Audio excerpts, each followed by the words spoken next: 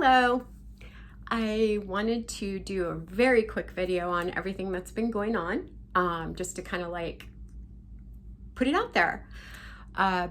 3 Mondays ago, I think it was, Dave took a corona test. It's mandated by his work because he does work at a facility with at-risk folks, and so he worked that entire week, not really thinking anything of it. Thursday of that week, he actually had an appointment with his audiologist, and he had the part of his processor, his hearing processor that was under the skin, removed. And that is in preparation for a new processor that he will be getting in 2 weeks. And the reason this was removed is because his body was rejecting it. And this only happens in like 1% of the cases. And the doctor had only seen it happen in his 20 years like twice. So it was just very frustrating. And we were looking back and trying to figure it out. And he's had his cochlear for almost 3 years. So 3 years that he's been able to communicate, to hear well, to hear me well, so having that removed and not being able to replace it right away, it's a bit of a challenge, but I digress. Friday, he was literally on his way out the door to work, and he received a call from his supervisor saying that he had tested positive for COVID-19.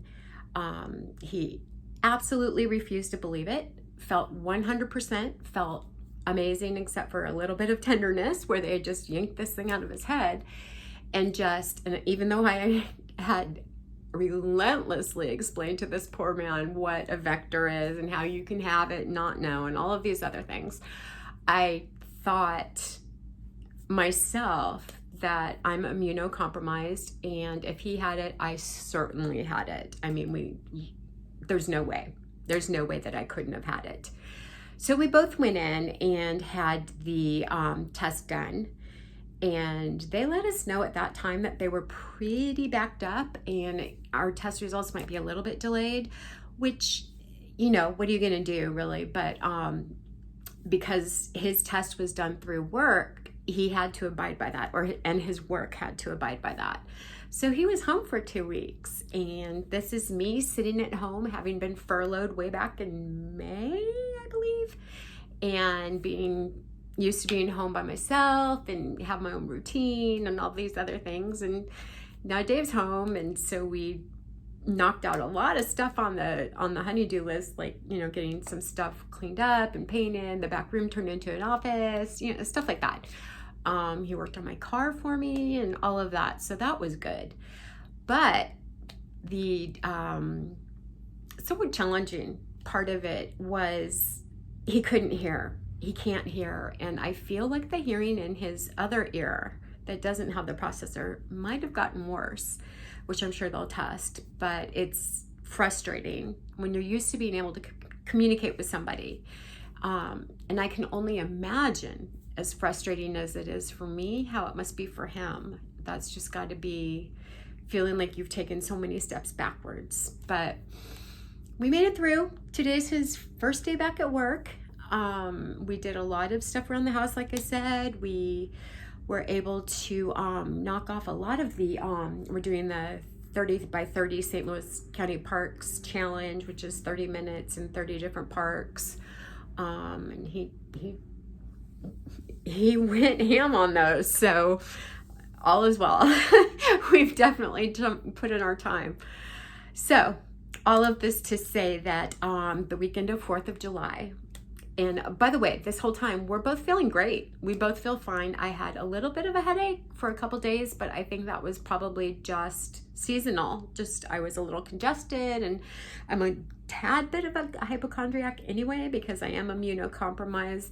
Hey, but that went away and it was fine. So the weekend of July 4th, I log on to get my results, and lo and behold, I'm negative. About 2 to 3 hours later, Dave's results come in. He's negative. We're both like, yup. there have been such a tremendous amount of false positives from the quick swab test that I know it's better to be safe than sorry. And the entire time that he has been home, we were incredibly safe with social distancing. Whenever we hiked, we went very, very early in the morning, always had our masks with us. I think deep down, I kind of knew that I would be negative because I feel like I would have gotten it. And as anyone in my family can attest to, if there's something out there to get, I'll get it. And I'll usually get the worst version of it. Just nature of how my body operates right now. So I'm incredibly thankful that we both came out negative. I'm happy that we had the time together. I'm happy that he's now back at work because I know he needs to feel like he's doing something, being productive. He doesn't just sit unless there's sports on TV, and there hasn't been. The only thing that's been on, I think, is Korean baseball at like 2 a.m, and that's not his thing. He's watched it. He's that desperate. But anyway, I want to thank everybody for like checking in with us, praying for us, doing all of that stuff. It meant a lot. We just kind of stayed to ourselves and stayed away from everybody and did what we could. But the relief of getting that negative result was overwhelming almost. And just I don't know why, but it felt like a little bit of a vindication. I don't know, but just like, I didn't catch it. Okay, good. Everything's good. But yeah, that's where we are right now. And so I guess as far as that goes, it's the best news possible.